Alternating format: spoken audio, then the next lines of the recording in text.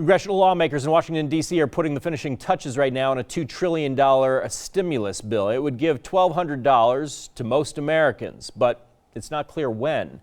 And with rent due for many Idahoans in just about a week, time is of the essence. 6 on Your Side's Madeline White has more on the risk of eviction.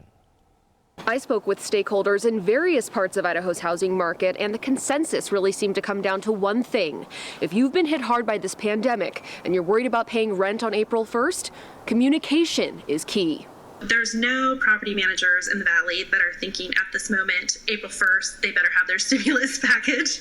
We know the government doesn't roll things out that quickly. But as I reported on Monday, Idaho Department of Labor reps say they're seeing a skyrocketing amount of unemployment benefits claims. The volume has increased dramatically. And a large percent of those rent their housing. There are many renters in Idaho that are hurting. So while private property managers can still legally try to evict you, after all, they need to pay their bills too. We have quite a few owners. Their only source of income in retirement is their rental properties, and so it'll mean no income for them. There are big conversations being had in the landlord community. Idaho Apartment Association, for example, is urging folks to implement a rent deferral program for their tenants who can prove they've been financially impacted by the outbreak. It enables them to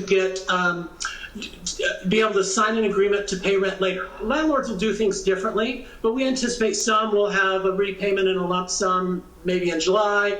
Some will have tenants paid off over 3 or 6 months, something like that. And while none of this is enforced, he says, most companies have indicated to us their willingness to work with people. Because let's be honest, sometimes landlords get a bad rap, but if yours is anything like Cassandra Swanson, yours might be willing to hear you out. Even if it's a deferred payment or a payment plan, there's usually something we can do. She says explaining your financial situation to your landlord is vital. A lot of times if a tenant gets a 3-day notice, they won't call the landlord and they just go, oh, I'm being evicted, and they don't say anything or communicate, and it's super important that they call. A housing authority director says, yes, don't panic, because it's also not in the best interest of the landlord to evict you. Well, if everybody who has a tenant who can't pay their rent tries to evict, it's going to clog up the courts, and that will extend out the time it takes, and they will have expended money. In the meantime, keep your chin up and use that voice. As I learn more about how this stimulus package could impact Idahoans struggling with housing,